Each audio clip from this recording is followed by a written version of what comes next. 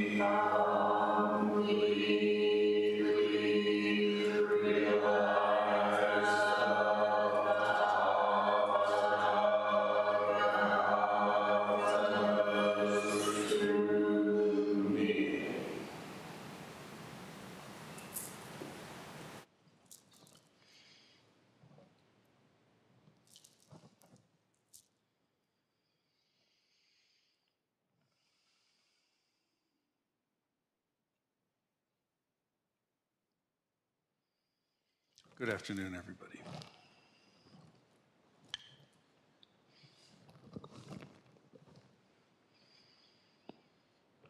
Before I get into the Lankavatara Sutra, continuing on with chapter 11 in the Dwight Goddard epitomized version translation that we've been working with for almost a year now, I'd like to just point out how important it is that no matter what's going on, as long as you personally are able to practice, that you do.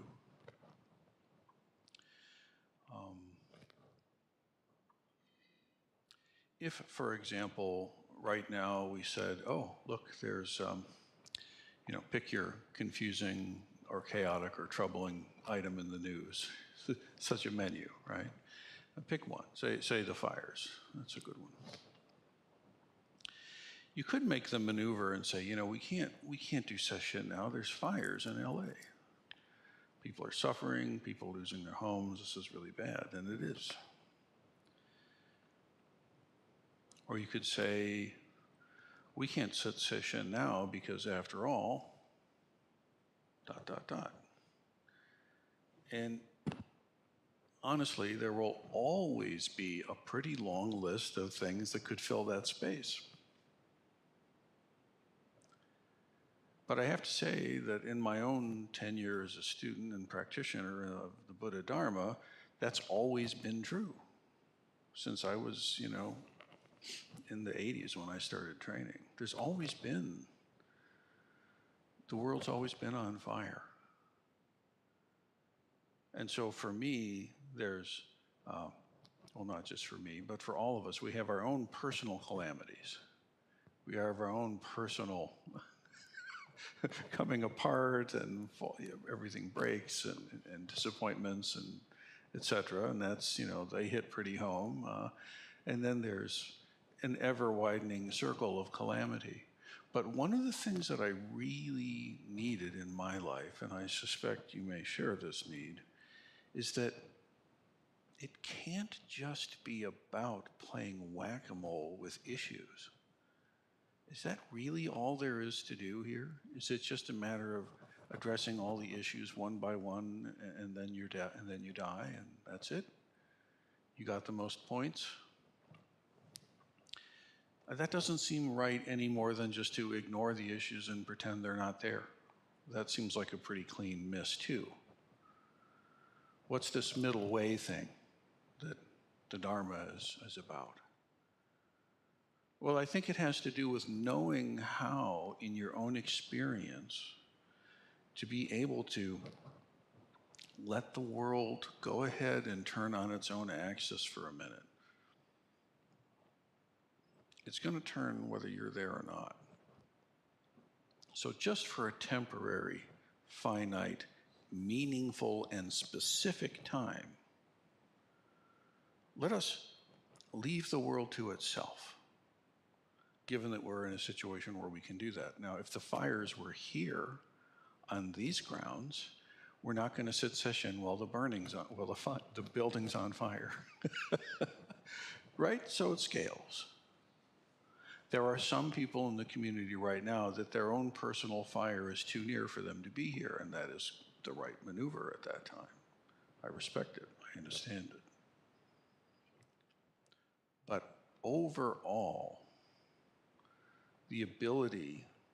cultivating the ability to be able to let the world turn on its own axis for a minute, and knowing this, giving yourself the gift of the skill to be able to come into the place of deep training and train anyway. Or maybe not just train anyway, train because. For the sake of those who are right now homeless, displaced, and grieving, I sit session. I'm not close enough to help with pails of water. Perhaps if we were, we would. But here and now, in this place and this time, this is the appropriate response. Why? Because if you were to engage yourself 110% in all the social issues that need 1,000% of what you can possibly give, it's a guarantee of burnout. Absolutely unavoidable. It's like trying to deadlift the Empire State Building. Nothing's going to break but you. No records. So knowing how to sustain yourself for a lifetime, knowing how to protect your longevity, physically, mentally, psychically, spiritually, knowing how to care for yourself in the strongest way possible. And I don't mean, just take a break and have a Calgon bath or something. I mean, actually learn how to train yourself. So that why? So that when the session ends in its formal expression, we can take that session out to the world that is in fire and meaningfully engage without depleting ourselves. So it's better to have a long horizon look and a consistent engagement that's sustainable than to really put yourself into a frenzy here and stay that way. Unfortunately, I suspect, and I suppose many of us here do, that the phone and the social media and the 24-hour news cycle and all these things that we all know about, they're engineered to keep us in this constant outrage and fear kind of state.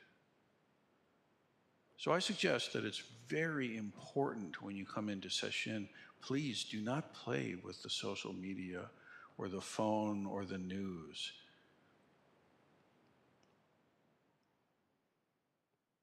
It's fine if you need to be in touch with loved ones for meaningful, specific, and quarantined reasons. I understand this. But really, take it up.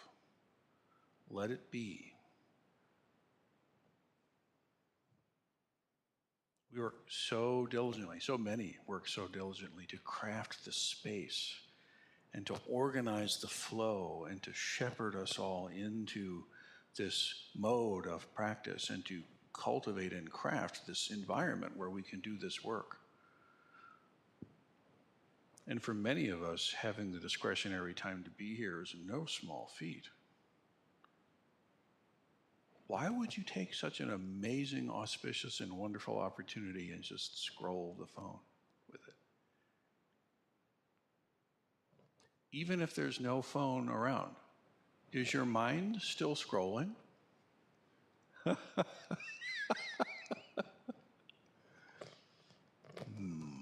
something to ponder. Now, let's get to our sutra. This is moving on to chapter 10, called Bodhisattvahood in its stages. You may recall that in the last little bit of the sutra, the Mahamati has been asking about the levels of training and practice. And the prior chapter talked about disciples, masters, arhats, and talked about those different levels of engagement, the qualities, the characteristics, and so on. None of which yet rise to bodhisattvahood.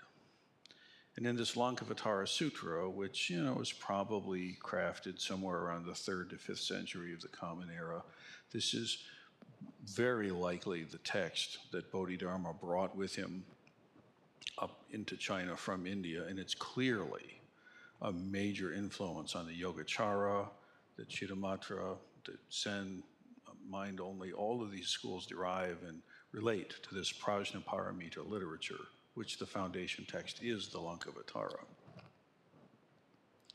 Clearly, it's a Mahayana text. And this is nowhere clearer than in the fact here where it says, those who attain all the way up to Arhat, that are able to enjoy deep samadhi states, they're not yet really doing the thing. They may enter into a kind of nirvana, but it is not the nirvana of the fully awakened one. Why? Because they succumb to the bliss here. In this bliss, there are different kinds of bliss, you should know. Right? This particular bliss the sutra is talking about is just the relief of samadhi itself. And some get to that level of development, which is no small thing, and figure that's it. And so they enter into that and just reside there and take refuge in that. But the sutra says quite clearly that this will not do. This is not a fully realized Buddha. This is rather a person kind of hanging out in a deep samadhi state. What's next?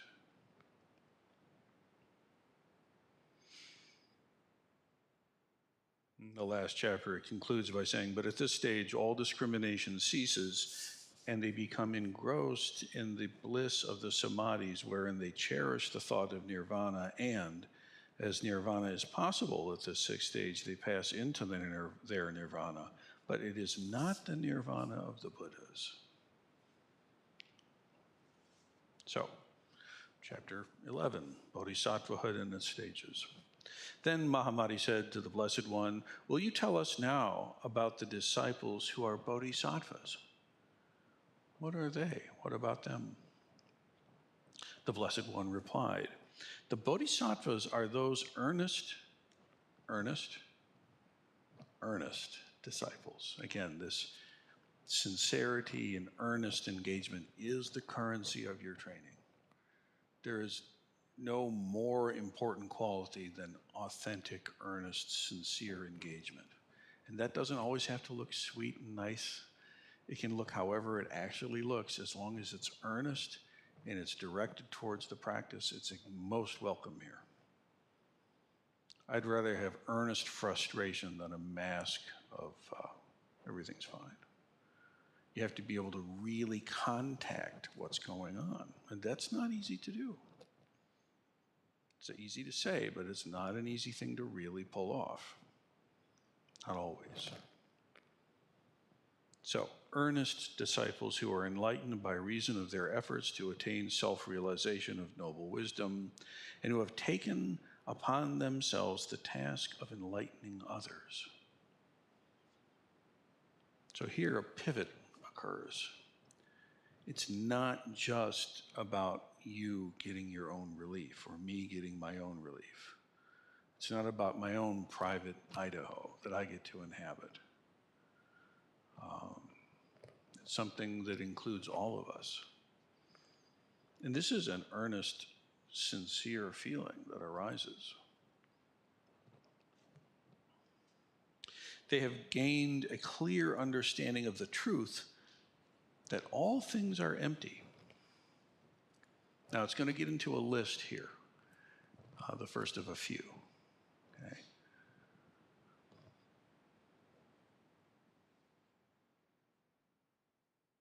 they have gained a clear understanding that all things are empty. Even that feeling of upset or giddiness,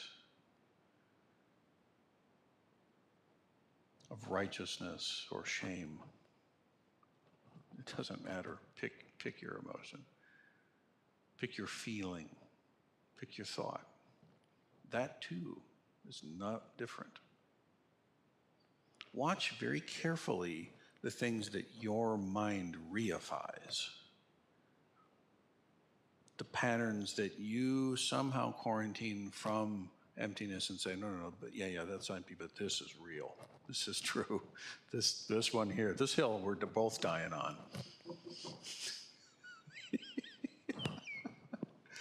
And you know what's crazy about it? Most of us, you don't get to pick those things.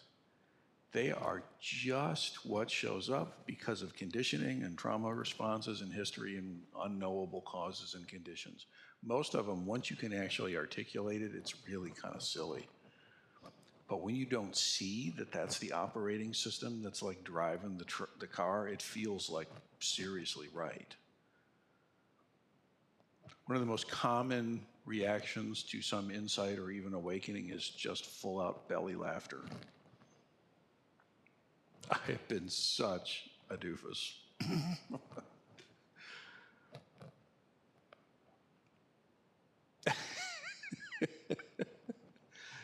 Oh, man. You ever see, I've seen these videos sometimes where a parent will take a kid, they'll have the kid on their lap and they're in front of the TV, and the TV's got a screen of a roller coaster, right? And the kid's sitting on a little box or something on dad's lap, and they've got some little handles. And so they play the video on this big screen, and little Junior's like, oh, and dad's making the cart go up and down. Whoa, whoa, ah, ah, ah, ah, whoa, whoa, ching, ching, ching, whoa, Little Junior's not moving anywhere. Junior's right there. Dad sees what's going on, and it's kind of amusing. It's kind of fun. It's a memory, perhaps, hopefully a good one. But for a little Junior there, they're going on a trip. And it's a little scary at times. When they get done, they've accomplished something, So your Zen training is a little like that sometimes. These koans, all right, come on, sit down. Here we go. Whoa, whoa, whoa, whoa, yay, good.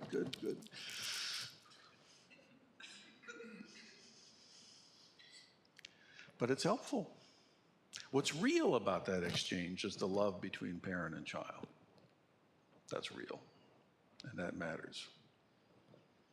What's real about your training is your awakening and alleviation of suffering. That's real. The delusions that you cling to are not. So, fighting fire with fire. Oh, you're trapped in stories? Let me give you a story.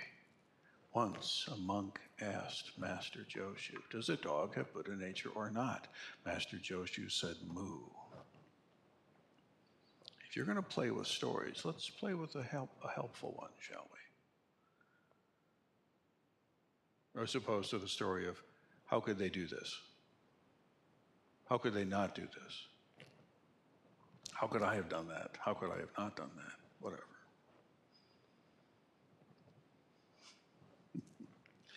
Seeing into the truth that all things are empty. And it means not just stuff, like, the stick and the ceiling and the floor and that person and stuff. It means feelings, thoughts, emotions, agendas, dreams. It doesn't matter whether they're inspiring or terrifying. You need to see the nature of those things. They understand clearly the truth of the unborn mind of Master Bankai. He would later take this text Take that line, and that became a major gate for him. He realized the unborn mind, and that was the sole thing that he taught to good effect. This unborn. They realized the truth of the Maya-like nature, illusion-like nature. You know, later, maybe a century or two later, the Diamond Sutra would say, "Thus should you see all things, a flash of lightning, a bubble in a stream, dew at the dawn." Same heart of wisdom. They have ceased from viewing things discriminatively and from considering them exclusively in their relations. Picking, choosing, yes, no, up, down, winning, losing, good dog, bad dog. In with the cool kids at the kiddie table. Wearing a crown, wearing a dunce cap.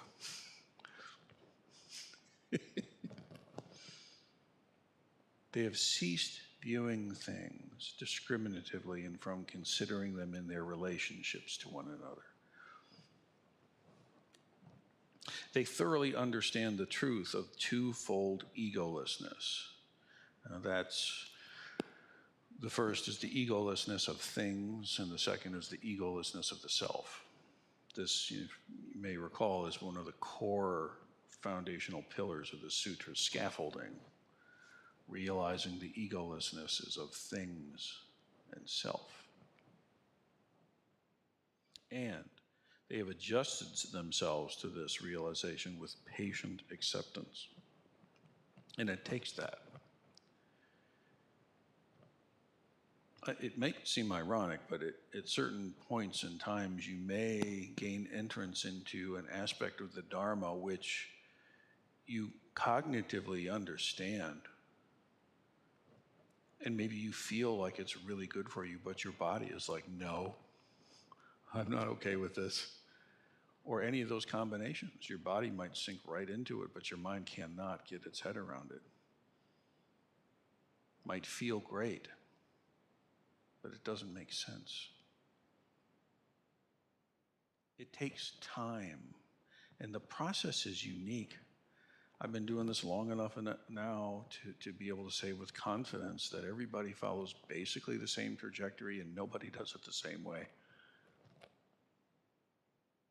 It's the same trajectory, the same breakthrough, the same heart of wisdom, the same basic scaffolding of how we approach things. It's astonishing to see people spontaneously see the exact same response to a koan they've never heard of or seen before. And they have the same Dharma eye response that, I don't know, I've seen 100 people do that also didn't know the koan was coming. Why? Because their Dharma eye is the same. How else would the Dharma eye see it? Your intellect may well know nothing about it. You're probably better off for it. But it's not just people who've trained here. I mean, that same Dharma eye goes back centuries and centuries to the Buddha himself. And in fact, if the Buddha, let us say, never arose,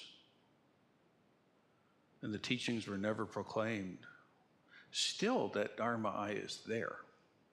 Realize it or not.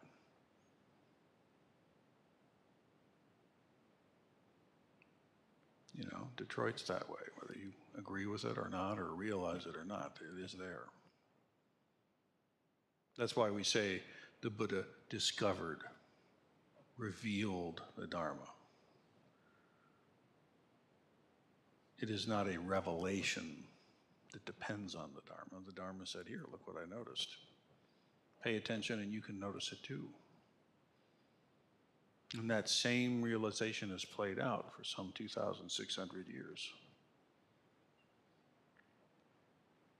And this sutra is doing as good as language can, I think. There are other ways to say it that are equally as good and equally as failing, because ultimately words fail, even though words are it too.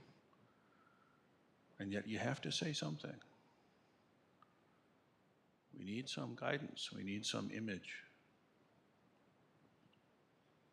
So this twofold egolessness is understood and integrated with patient acceptance. So don't be necessarily surprised if at various moments in your training, some part of you is like, puts the brakes on, or doubt comes up. I mean, after all, we're talking about seeing into the nature of reality itself. I would venture that the human mind is not capable of a higher activity or a deeper one. This is serious stuff. So patient acceptance. And don't defer that. Well, I'll patiently accept once I get through the Mumonkan. I'll patiently accept once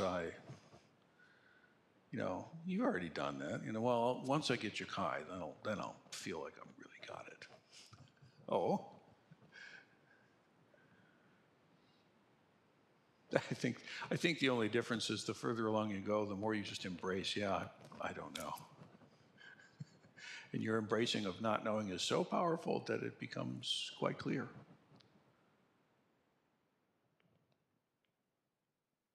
So, adjust themselves to it with patient acceptance.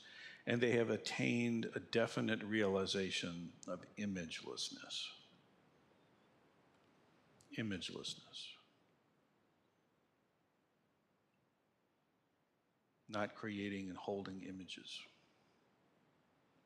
Like self-image. Perhaps you've heard the term. You need a positive self-image. Boy, was that a phrase when I was growing up as a kid. My dad was all into Dale Carnegie and Norman Vincent Peale and this kind of stuff, and Og Mandino and Earl Nightingale. It's a genre, like apocalyptic rabbis from a certain time, there was a genre. Well, there's these self-image guys, it's another genre, And it has to do with have a positive self-image. And you know what? It's better than having a negative self-image.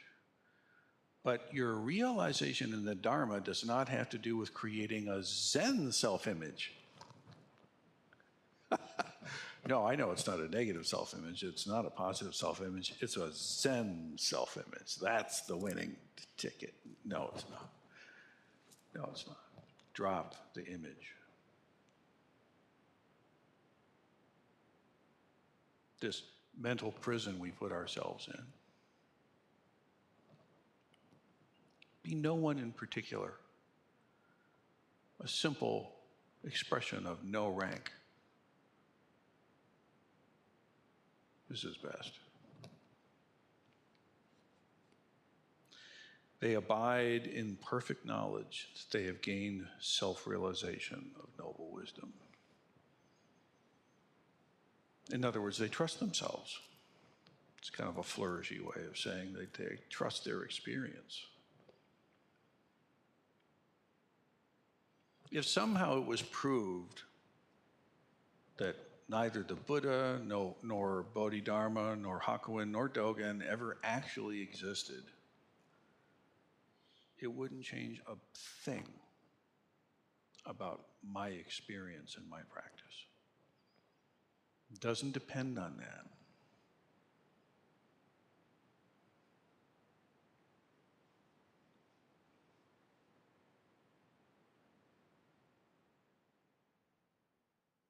It's far more intimate. You cannot outsource your awakening. You cannot cast this job onto someone else.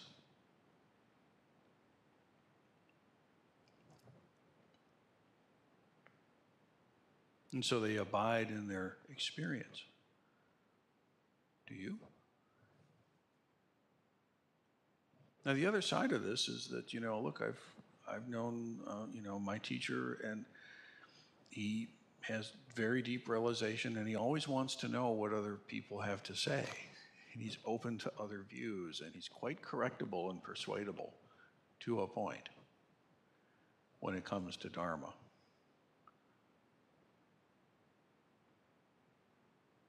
So please hear this in its intended context. What is this perfect knowledge? What does perfect knowledge have to do with not knowing? Which one is it?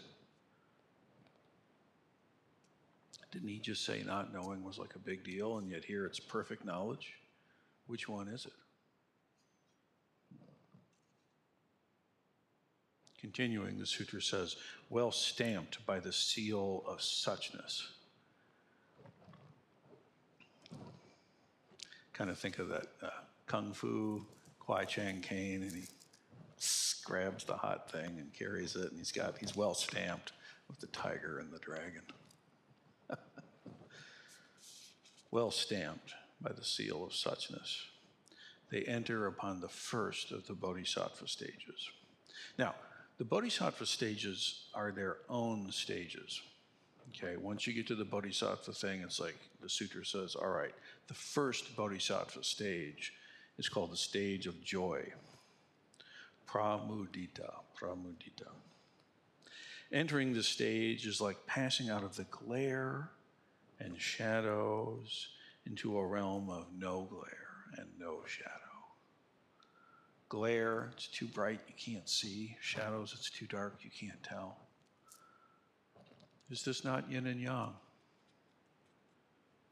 Winning and losing, clarity and delusion. All of it. It's like passing out of the realm of glare and shadow into a realm of no glare and no shadow. What a relief. It's like passing out of the noise and tumult of the crowded city into the quietness of solitude.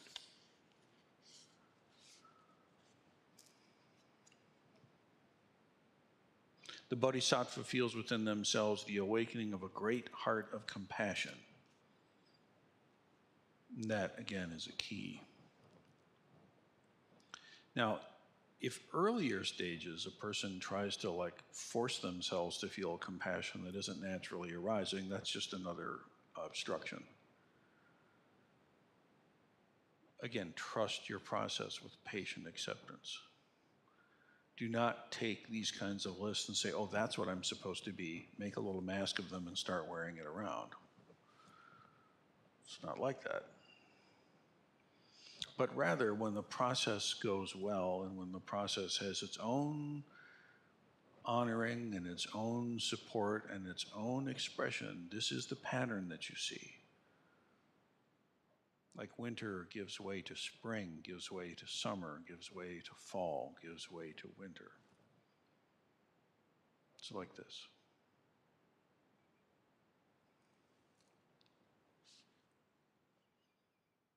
With this great heart of compassion spontaneously arising, then they utter the original 10 bodhisattva vows.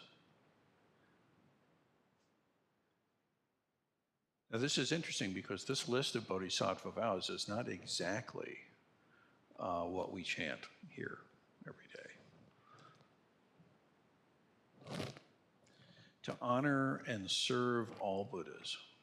That's the first vow in this telling in the Lankavatara. I vow to honor and serve all Buddhas, all awakened ones, to honor them and to serve them.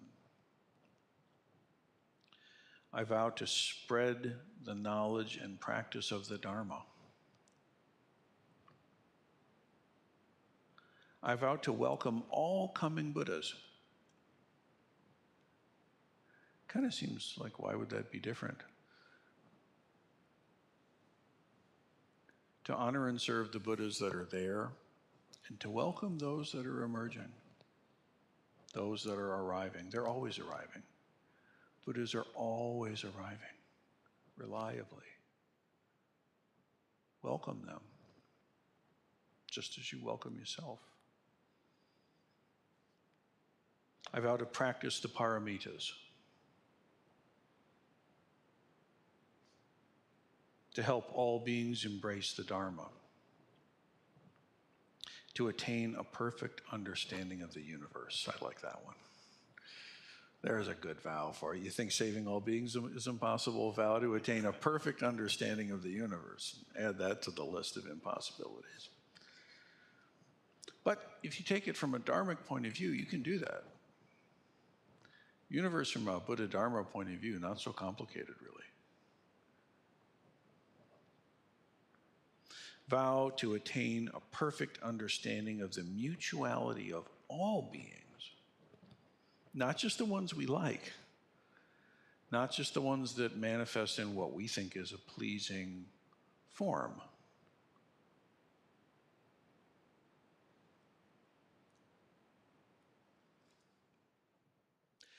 The Sangha has been through many iterations in its near quarter century of existence. And if you include the groups that Rinsen Roshii and I facilitated before we moved to Toledo, we're over the 25-year mark, closer to 30. But in all that time, this mutuality of all beings is always expressing. No matter what changes or who arrives and who departs, understanding the mutuality of all beings. In this way, everything works towards the benefit of your practice. There's literally nothing that can exist in your life that is a hindrance to your practice as long as you see it as fuel for your practice and actually practice it. Whatever past history or missteps, small, medium, or large, whatever advantages you've used and applied unfairly, or disadvantages have kept you from where you feel you ought to be, no matter what, if you look at these and experience these from the perspective of a practicing bodhisattva, it goes from being a barrier to being fuel.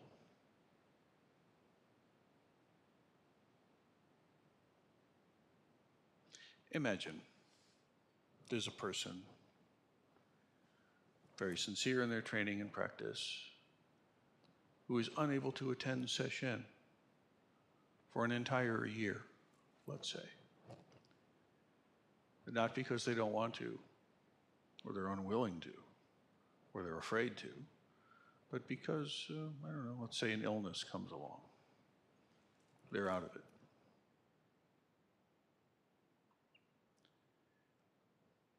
If a person is simply looking at that from their own personal perspective, it could be a great grief. But from the long view of the bodhisattva, I would say this. Consider, dear one, that if you can train and practice beautifully during this year without the support of formal practice and training, then when you come back into formal training and one day ascend the platform, think of how rich your contributions will be able to be when someone else is in a situation that they can't get to session. Yeah, I know what that feels like. I've been there. And you know what? You can still practice. And this will not be an empty gesture because now this person's lived it. I'm very grateful that my teachers had all lived full lives. You have to have a certain amount of devastation, I think, to be credible as a teacher. You have to be sufficiently devastated.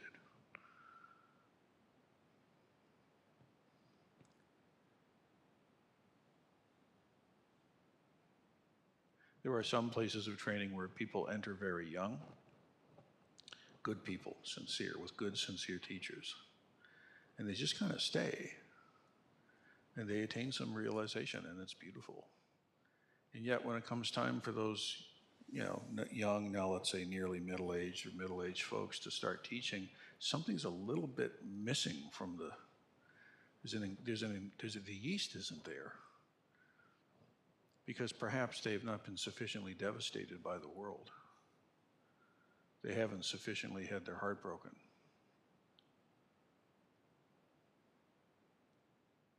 So the best advice I would say to someone like that is go out and get your heart broken.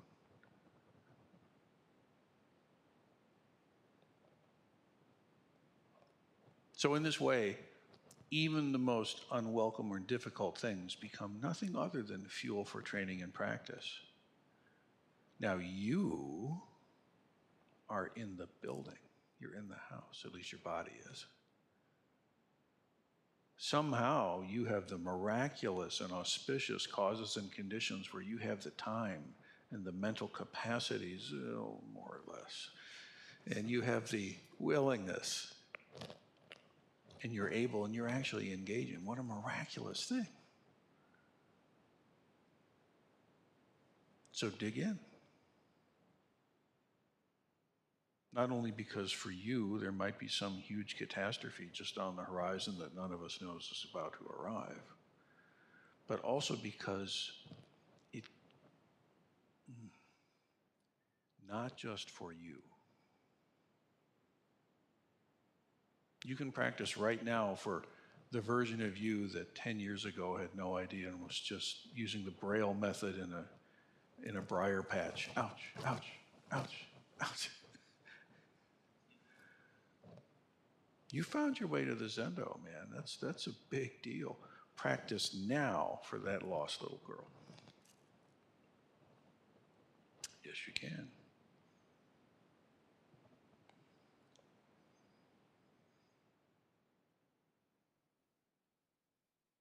We vow to attain a perfect understanding of the mutuality of all beings in all places and all times and all situations.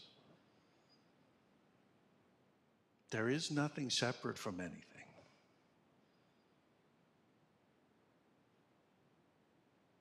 Yes, even that.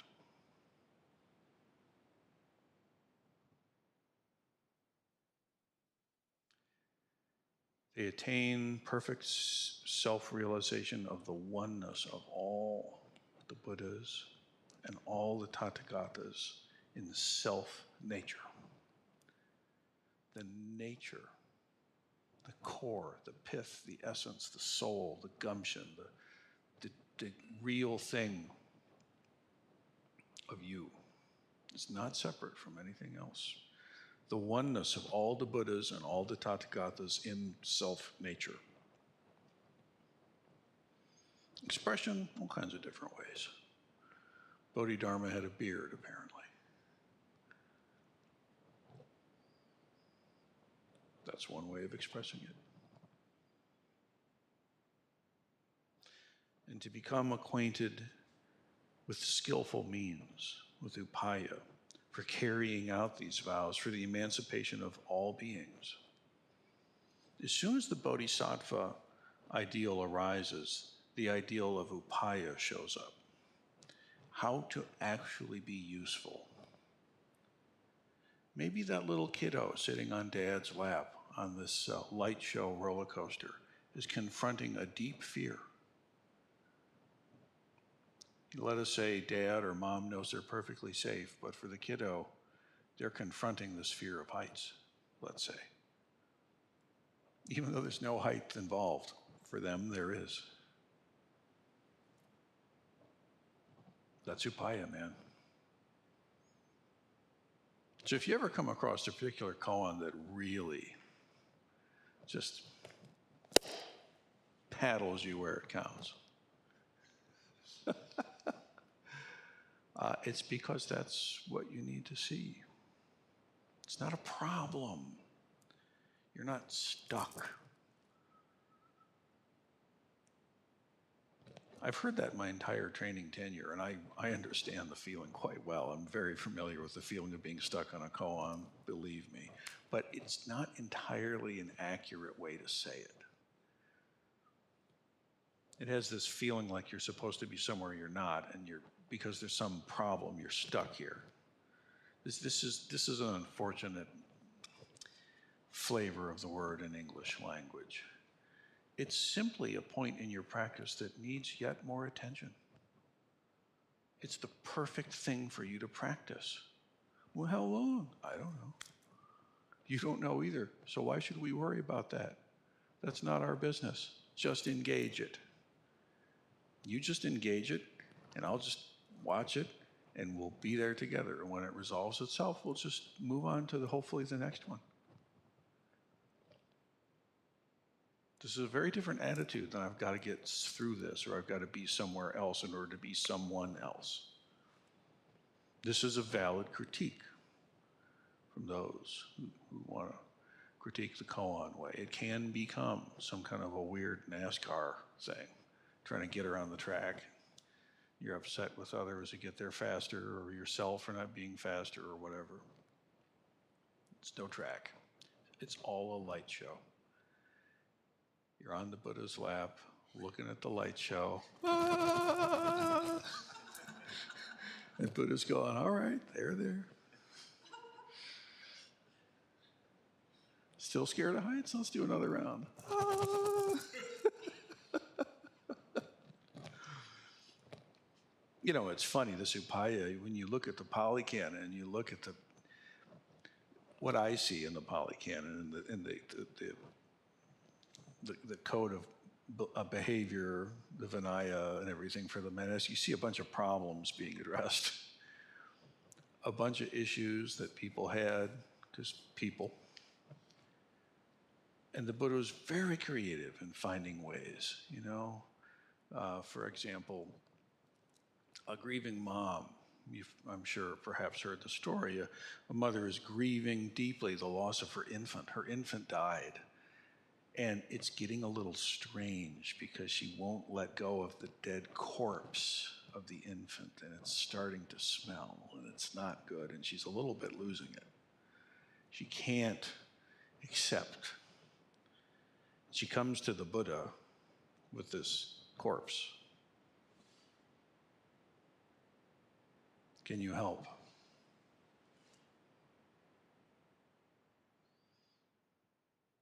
There's no raising of the dead here. There's no fanciful tales of bending the laws of physics and reality to prove something.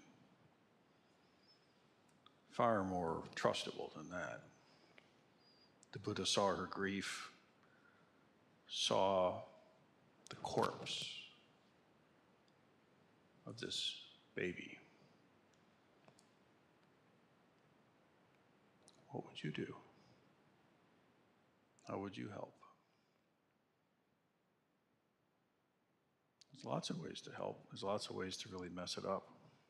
Probably more ways to mess it up than to be helpful, honestly. Interestingly, though, the Buddha said, yes, I can clarify this, I can help you. But you must bring me a mustard seed from a house in this village that has never known death.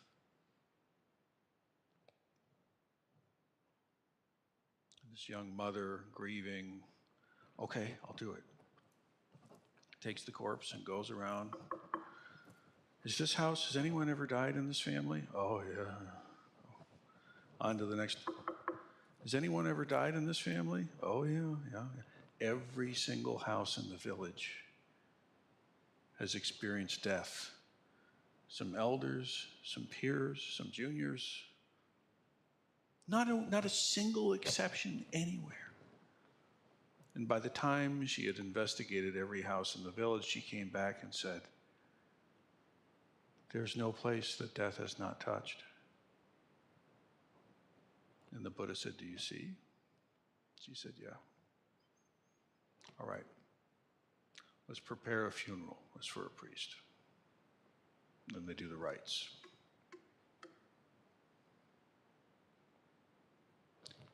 Doing the rites before she had that realization would not have helped her. That's upaya, man. That's skillful means. That's what happens when the Dharma eye, well-trained, well-developed, patiently integrated, encounters the suffering of the world. That's why it's important to know how to take time away from the sufferings of the world to increase your competence in being able to handle it and being able to handle yourself.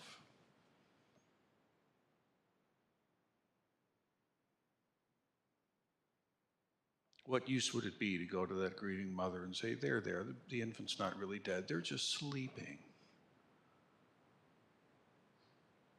Oh, there, God needed an angel.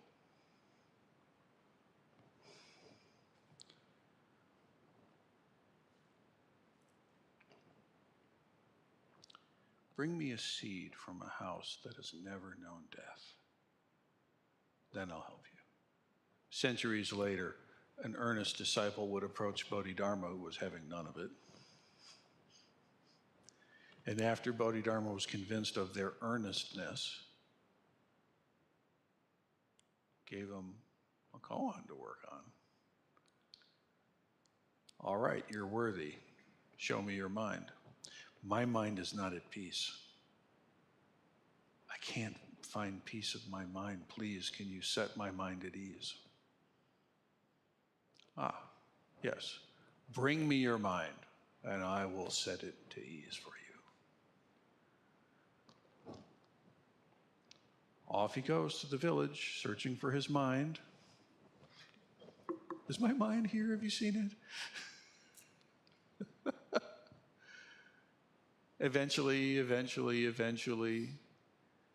after thorough and exhaustive research, the young disciple comes back, not young, the disciple comes back and says, I don't know my mind. I can't find it anywhere. And Bodhidharma says, yeah, there it is, it's at rest for you. And that became the next successor.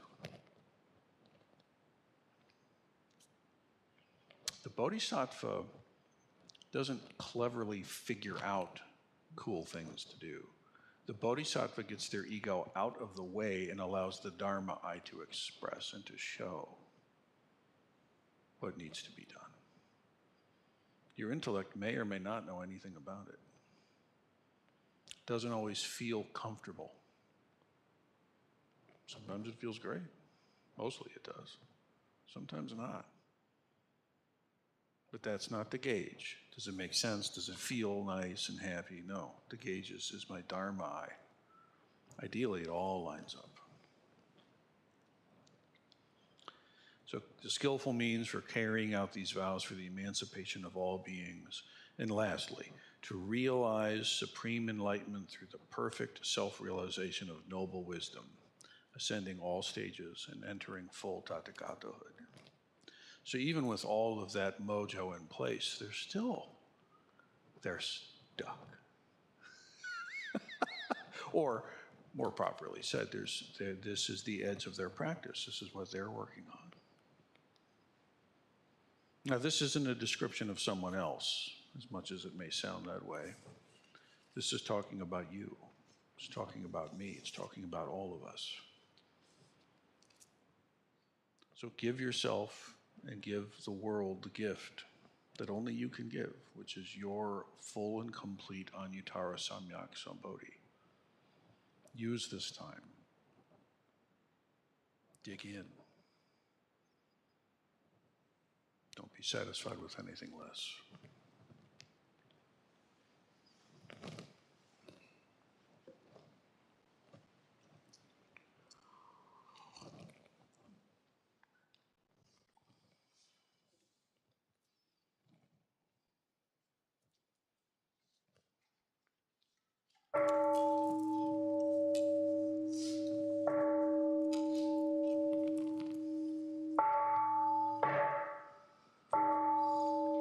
Beings are numberless. I vow to free them. Delusions are inexhaustible. I vow to end them. Dharma gates are boundless. I